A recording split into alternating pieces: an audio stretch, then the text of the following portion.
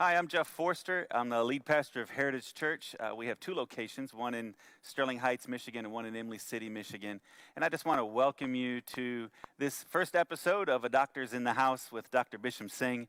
And our purpose behind doing this show is to provide a local perspective on the coronavirus pandemic from medical doctors and from scientists and from other community leaders. And so if you're watching today from Facebook or YouTube, we want to invite you to send in your questions. If you have any questions that you think that Dr. Singh would be able to answer for you, you can use the comments section in both of those. And at the end of the program, we'll take a few minutes to answer as many of those questions as we can. So Dr. Bisham Singh, welcome to the show. And I want to thank you for taking time to join us today. Dr. Singh, tell us about some of your background. How did you get into medicine? What was your intent? What was your focus in the medical field? Well, thank you, Pastor Jeff. You're asking some questions about why I went into medicine. Well, I think since I was, grade 3, I always wanted to be a physician, a surgeon. I used to practice pretending I was, I was always a doctor. And, always you'd watch Little House on the Prairie and you'd look at Dr. Baker and you always wanted to be that doctor. And I think I got transformed into medicine early on. I always loved science. I liked experimenting, and I was just curious about the way things work and how God's creation, how things actually could manifest, how they were alive, and what would make them alive. And so, my love for science led me to that career. I went to originally from Canada, Waterloo, Ontario, where I went to school there, and then I went to McMaster University in Hamilton. I did my undergrad there and did part of my medical training there. I obviously came to the United States because it was a great country to be in. But my wife was actually from South Carolina, and met my wife, and we moved, and loved it since then. Huh. Well, that's great. So then what has been the focus of your medical career? Are you a specialist? Are you a general practitioner? Well, so I came into the urology program there at the Detroit Medical Center. I was in trauma and reconstruction urology under that program. And for many years, I was under that program. As I was practicing medicine there in the clinical academic medicine practice, I came up with an idea concept called Code Blue. And what a Code Blue is in a hospital when there was a crisis, and I think many patients and many people are aware of, when there's a code, there is a rapid response from a team that's ready and available to serve that patient. So whatever that code is called, the patients would come. That I wanted to take not only to the hospital, but I wanted to take it to the country and globally. So I said, the world is our patient. All these people are our patients. And so if there was a crisis, we should be able to rapidly, teams of physicians that want to help, that are retired or they're home or they have a break, that we should be able to respond to some kind of a crisis. So that code, I went to, we formed Code Blue and helping with missions around the world. And then the chairman of the hospital ended up giving me a fellowship. And so I was a senior administrative fellow. And I got taught how to, basically, there was 2 positions in that 9 hospital systems. And he offered me one of them. And that was to help hospitals, help being able how to understand how hospitals ran, how the integrations of all the systems. And so from there, we got into more of the administrative medicine role. And I thought that was my function. I loved it. I enjoyed it. And I thought I could do greater good when you're starting at that level and that you can help a broader area. And it was more in line of what I wanted to do. So a lot of your medical... we started looking at hospital systems and getting our systems into theirs and helping revitalize some of these hospitals. So then a lot of your medical experience has also been not only local but global in helping developing nations and developing hospital systems around the world. So you have a unique perspective to this global pandemic thing, and that's one of the reasons why we thought it was a good idea to come on and talk about these things. Um, and then also, just on a side note, you're probably not going to mention it, so I will. Dr. Singh, you're also running for the 10th Congressional District to represent the state of Michigan. And I think it's a great idea for a doctor to be in the House. I think that's how you're running. People can get more information about your campaign at drbishamsingh.com. Is that correct? That's right. You just said the website there. It's drbishamsingh.com. Maybe you could put it up. I got approached. I've always been involved in the political aspect of things in our society, in our medicine, and I think you have to be involved. If you don't, someone makes the choice for you. And what I was watching is what was going on with our healthcare system. As we have one of the best healthcare systems in the world. Now, granted, we have flaws, and we're working at it.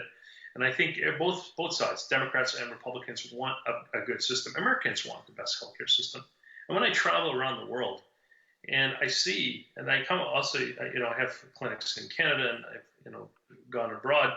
Everybody wants the American model. Nobody wants, a European model. They have the Germans, they have the Europeans, they have the Finnish, they have the Chinese.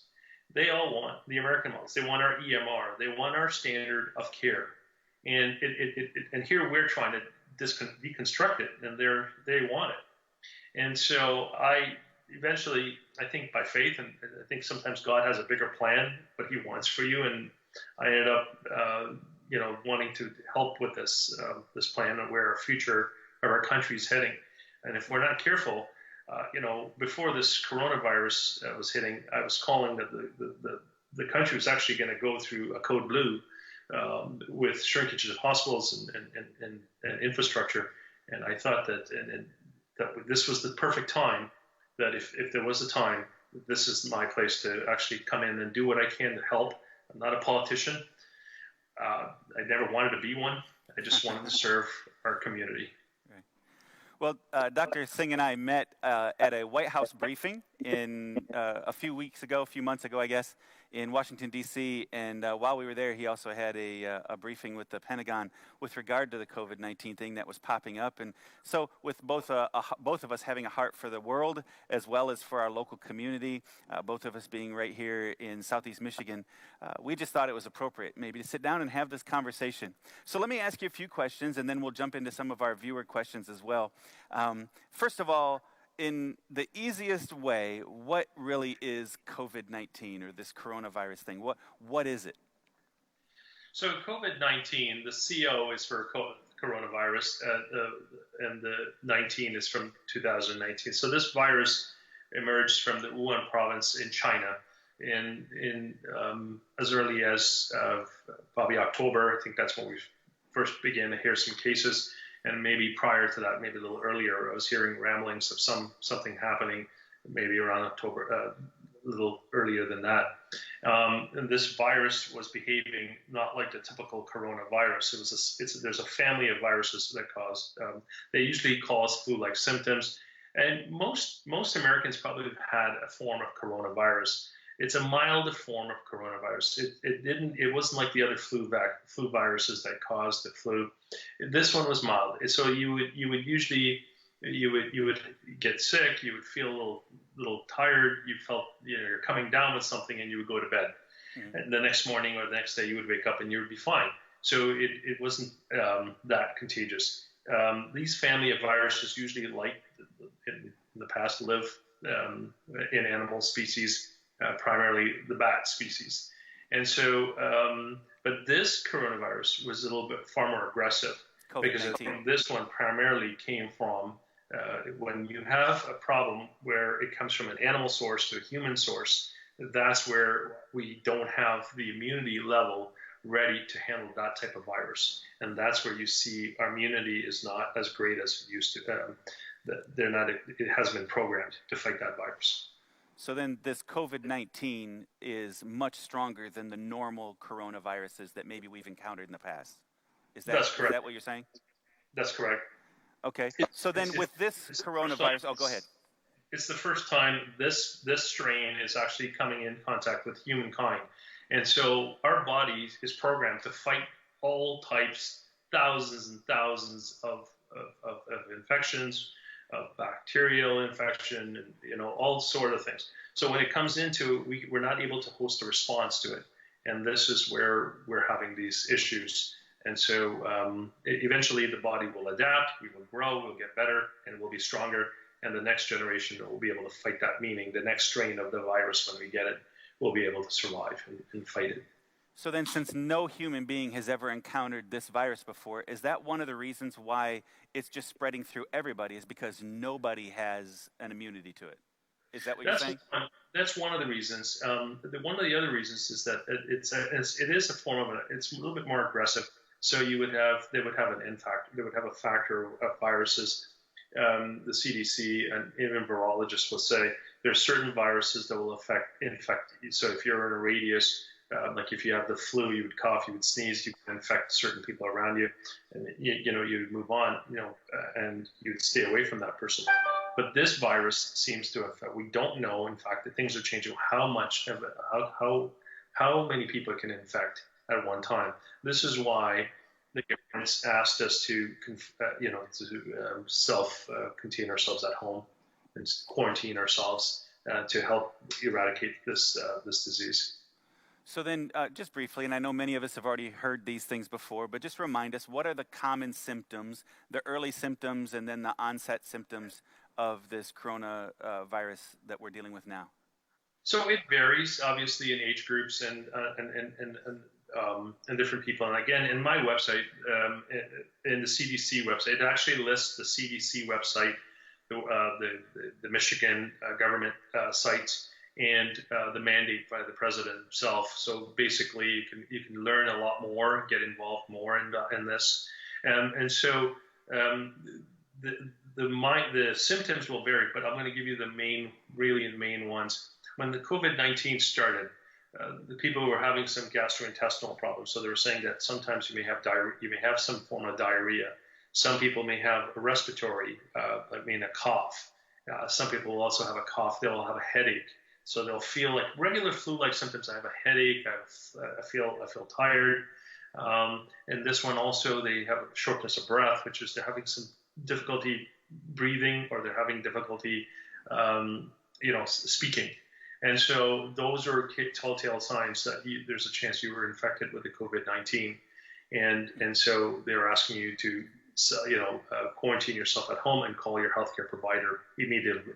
So I think if anyone feels that they have any of these symptoms, self-quarantine and call your healthcare, or call 911, or call healthcare providers and say, look, I think I may have this virus. And what do I do next? So self-quarantining is a first step, but then, and obviously we need to do that if we start to think that we have it, or if somebody that we're around. But then when we go out into public, we have to go grocery shopping or get gas, or if we have to go to work, what's your opinion for lay people, regular people like me, wearing masks and gloves and those kinds of things? Is that necessary? Is that even recommended? I've heard both sides on that opinion with regard to whether or not we should be wearing masks in public, or is it just the sick person should be wearing a mask? So sick people should not be out. If you're sick, you should stay home, and you should call your healthcare provider or the emergency room or the hospital, whatever hotline that is available for you to call. Again, if you go on that site, you will see a list of stuff. We've made it very easy for people to navigate and access it to, and how to help. And a lot of agencies also have these sites to contact. They're asking for a 6 feet distance from people. So if you're going, some people, my wife went to the bank the other day, but they were allowing only 1 or 2 customers at a time. If you're going in, there's a shortage of the hand sanitizer, you use the hand sanitizer if you do have it. Wash your hands 20 seconds all the time. So if you're coming in contact with the cards or anything that people might have touched, wash your hands. Stay your distance. My wife and I went grocery shopping, and we bought our groceries that we needed to buy, and we came back. And what we've done, we took the extra step. Of course, we washed our hands. We stayed our distance. We noticed that people weren't taking it seriously. We saw a lot of people actually interacting as if there were nothing happening. It was like, they were leaning on the counter and getting close to one another. I go, that's just terrible. There are some people holding some elderly where they're putting masks or a kerchief over their face as they were doing. There's recommendations that we should not wear masks because what happens is you're touching the subject. Some people wear gloves. There's a shortage of it. But they're saying that if you have the mask, then chances are you're going to be trying to fix it, you're going to manipulate it, and you're going to actually touch it more than you would normally not without having it. So you wouldn't touch your face at all if you were disciplined enough to say, okay, I can't touch my face. And so I would say not to touch your face. The mask may help.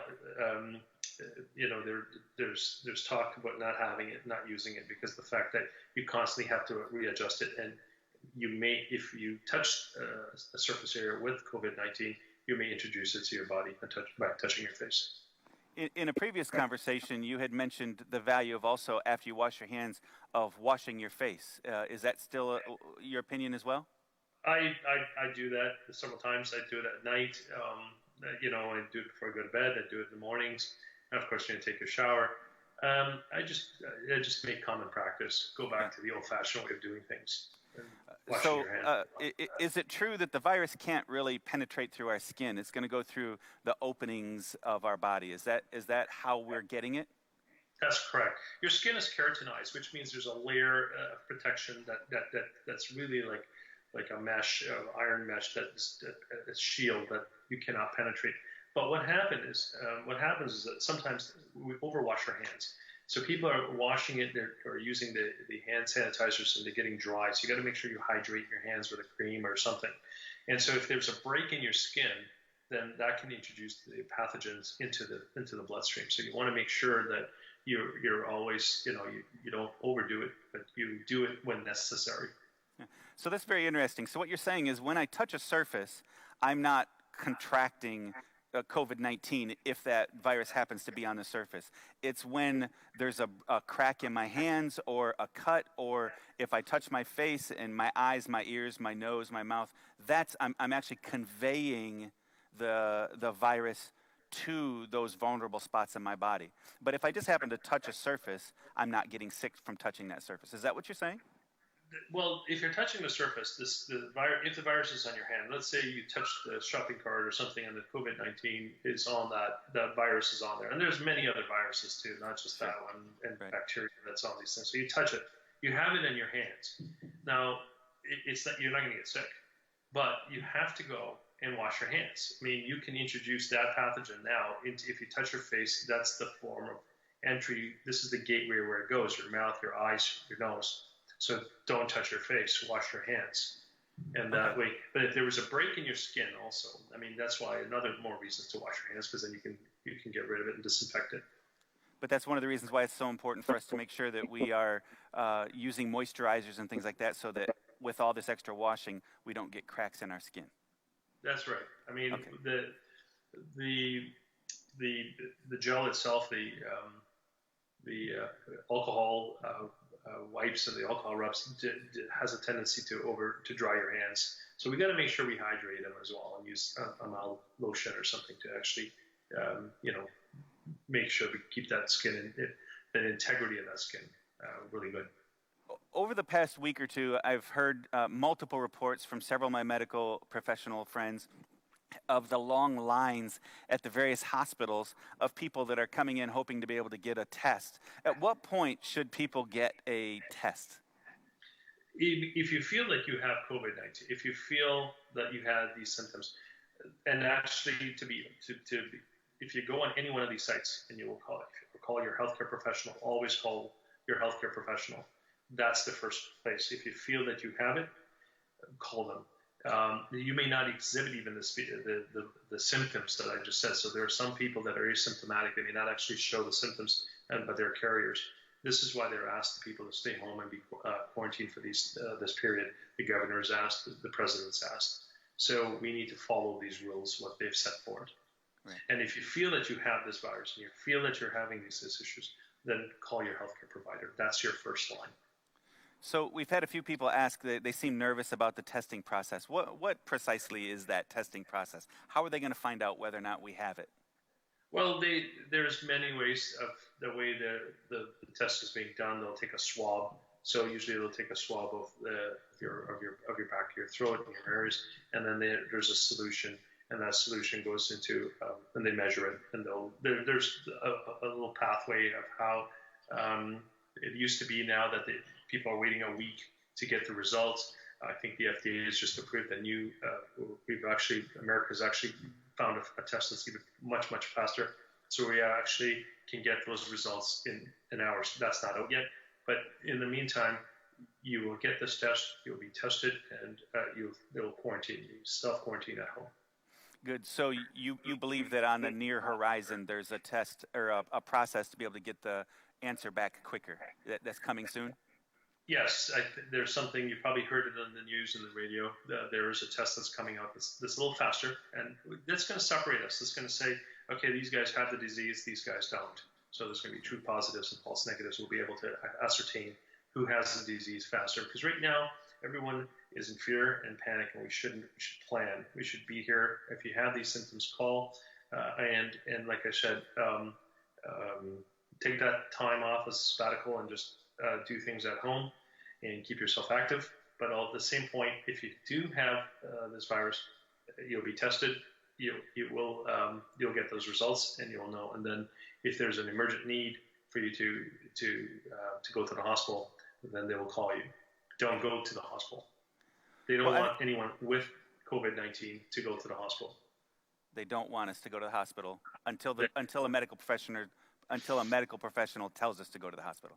That's correct. Okay. That they ascertain that, look, you need this, and then they'll make special needs for you to come. Okay. So I think the question that's on everybody's mind, in your opinion, and I know that you're not, the head of the CDC, but in your opinion, how long is this going to last in Michigan? The reality is, look, that's an interesting question, and it's tough, and we're changing.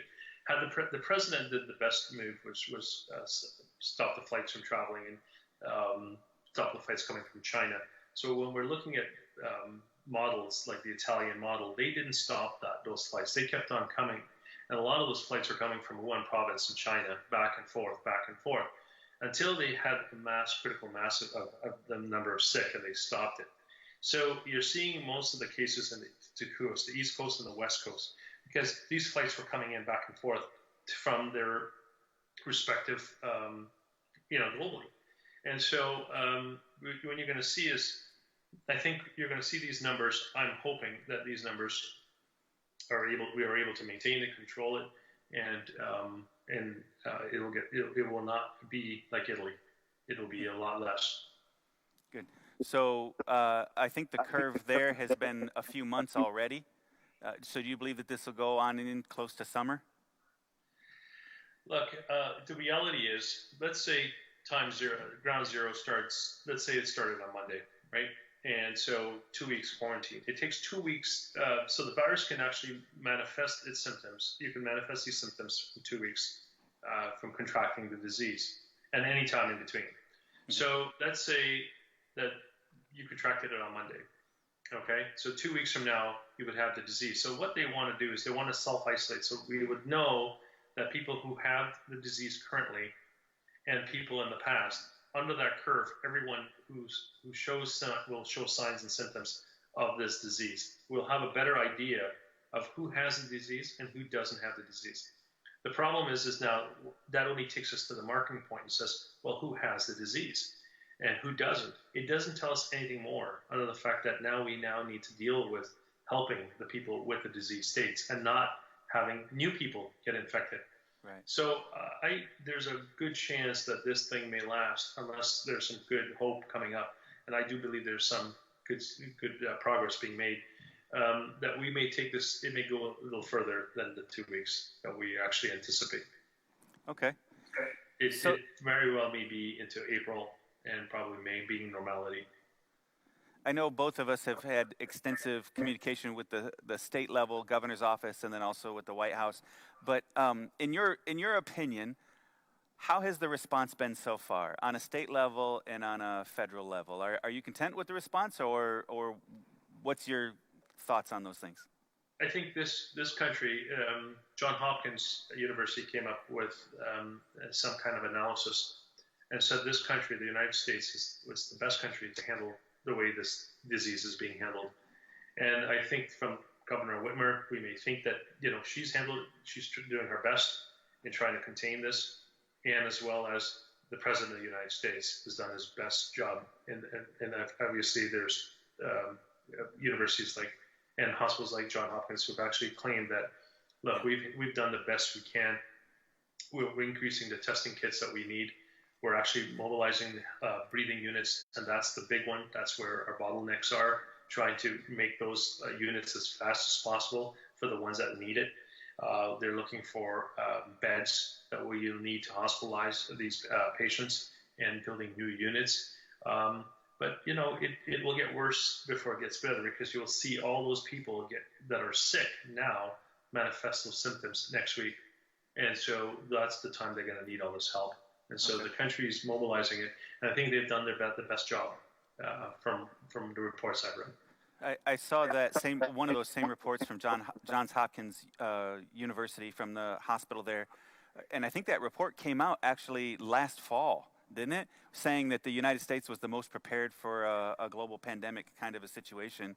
And of course, even with us, we've seen now being overwhelmed by it, or potentially overwhelmed by it. You brought up a couple of interesting things, and it seems consistent with some of the questions that are coming in right now with regard to equipment and all those things. What are you particularly hearing on a local level from the local hospitals and local health workers with regard to their response and their equipment and all of those kinds of things, their vulnerabilities? So staff, and throughout these podcasts, we're going to be with the American people. We're going to stay with them from what you and I have discussed throughout this whole ordeal. We will be here for them. We will give them information. And what I'm planning is to have some of those physicians that I've worked with, some of those department heads, infectious disease, come online with this program. So some of those questions will be able to help with that. Right now, as it's a new evolving situation, we're trying our best. Michigan's doing their best job they can to prepare and accommodate. So I would like to save some of those discussions when they come on. So because they're frontline right now. Okay. They're there. I'll tell you what the ER is doing. I'll tell you what the OR is doing, and what infectious disease is doing, and the timing of the tests. So healthcare professionals are obviously at risk. They're the highest risk because they're seeing everyone that's coming in sick or well. And so everyone that's coming in the hospital usually is not well. And so they're the front line. They're the front line. So they're getting tested. I know one doc is right now, I spoke to him. He's supposed to be on the show. He is the head of cardiothoracic. And he said to me, I haven't had my test. I'm waiting for the results. But I'm not going to go unless I'm not touching a patient unless I can confirm that I don't have the disease. So that's how healthcare professionals are handling this, and they're taking it seriously. So we'll have some of them on a future episode. We'll bring in some of your other doctor friends and things for that purpose. So we'll be able to get into that. Well, let me ask you a few questions from our people that are sending in from Facebook and YouTube.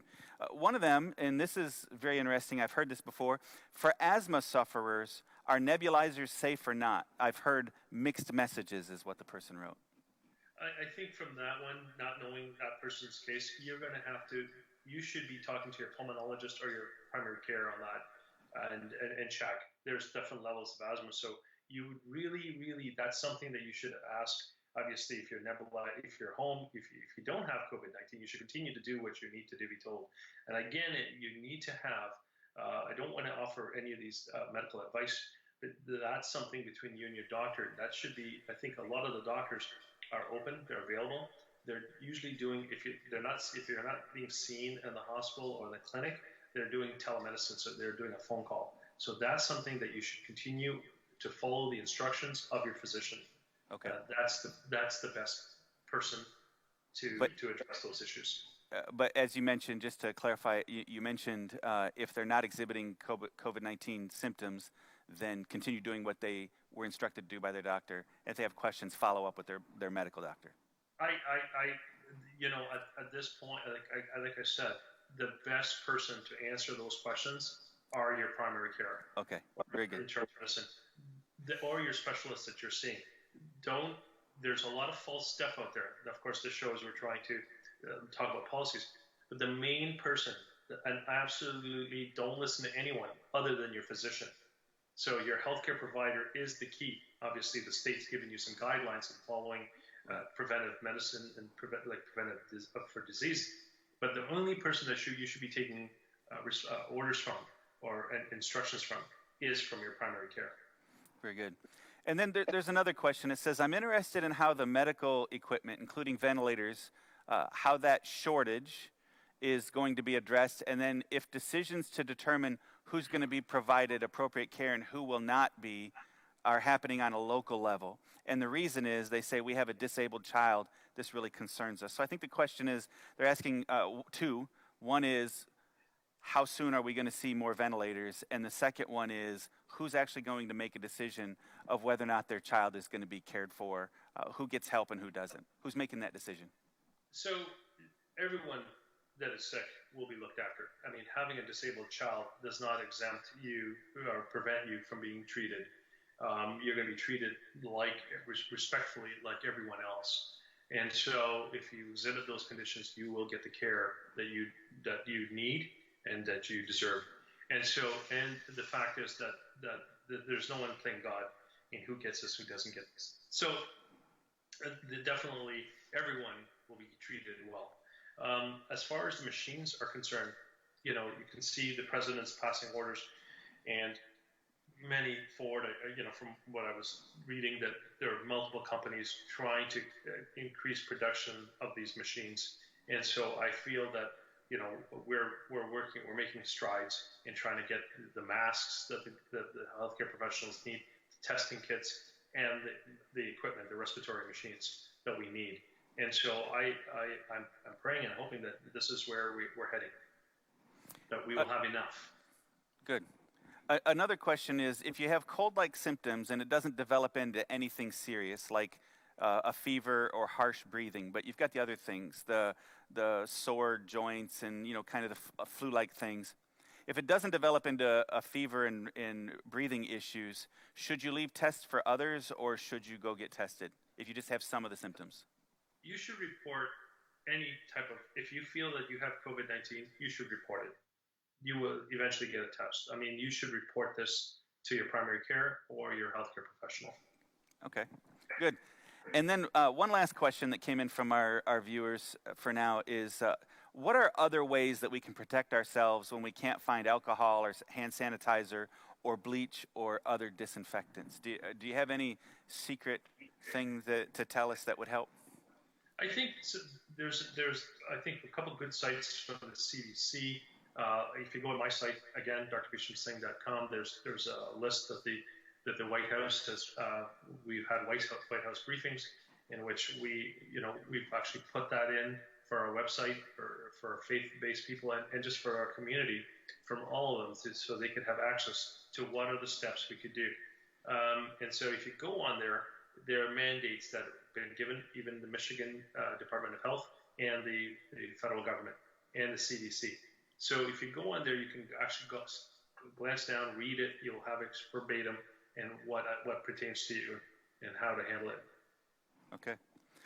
Then here's the final word. What did we not talk about? What was I not smart enough to think to ask you that you think is an important thing to say as your final word? I think we've done the beginning, introduction. I think plan instead of panic, and don't have fear. We will come out of this. We'll come out of this stronger. We will come out of this united, and it will be better.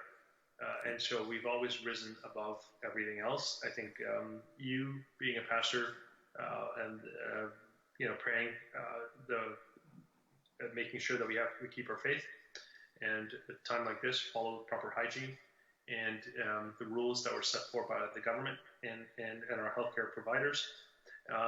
Making sure that things are your site, from what I was told, has ability to help people if there's need of help, and if there is a crisis, call those hotlines that are available, Mm-hmm. and then reach out. There is help. We're not isolated. We're quarantined, but we have help. Things are available, and we should use those resources when it's needed. If you need help, your church has done a great job at providing help, and there's many others that are coming out. And it's bringing the country, to be honest with you, behind all that chaos, we're actually coming united. We're becoming very united, and that's incredible. I agree. It's a unique time. Yeah, yeah. Yeah. So, from my perspective, this isn't a secular issue or a religious issue. This is just a human issue. It's a good neighbor issue, right? And so, if you, no matter where you're coming from, no matter what your faith background is, the reality is, as a good neighbor, we have an opportunity. I think that Americans are best when we run at a problem to solve it. We're not all that great when we're hiding, but when we decide we're going to do something to address these issues. And so we have set up a website that would allow you to, there's one button that says Get Help, and there's another button that says Give Help. That website is heritagechurch.com, and right there on the main page, there's Get Help and Give Help. And if you need help, we can't guarantee we can solve every problem, but we do have people that are stepping up with regard to food and basic household issues, people that are willing to maybe do some shopping for you, or that maybe can pick things up for you if you need to. So on the Get Help side, click that button, and there's a form to fill out and give us some information to be able to help you. And then on the Give Help side, we can receive donations. Many people are dropping off, you have 1,000 rolls of toilet paper. So some people are dropping off a package of toilet paper, or maybe they're buying 10 cans of green beans and donating 1 can, that kind of thing. And so we are very happy to receive those donations. We have already had a system in place for a number of years, feeding the hungry in our community and those that are maybe in a food shortage situation. And so we serve hundreds of families every single week, and we have the ability to distribute. We're also connected to the Macomb County Food Bank, Emergency Food Bank, and they're providing resources as well. So hopefully we can do what is necessary. But if you'd like to make donations, that's important. Also, we need people who can volunteer maybe to pack care boxes, and that way we can already have them pre-made and deliver. And people that are willing to make phone calls to call on your neighbor. You don't need to connect with us to do that. You could just start following up with your neighbors and your family members that are loosely connected to the rest. Dr. Burks said that this social distancing should not result in social isolation. And so it's on all of us to make sure that we're following out the people that we love.